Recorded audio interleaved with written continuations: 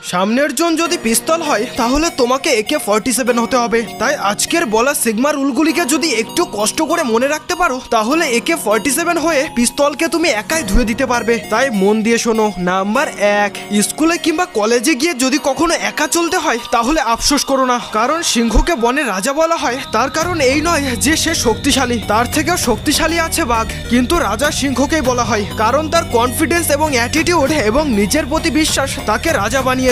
সে কখনো চলার জন্য কারোর ধার ধারে না, একাই চলে। ব্যাস এই সামান্য নিচের প্রতি যদি তোমার কনফিডেন্স চলে আসে তাহলেই বুম।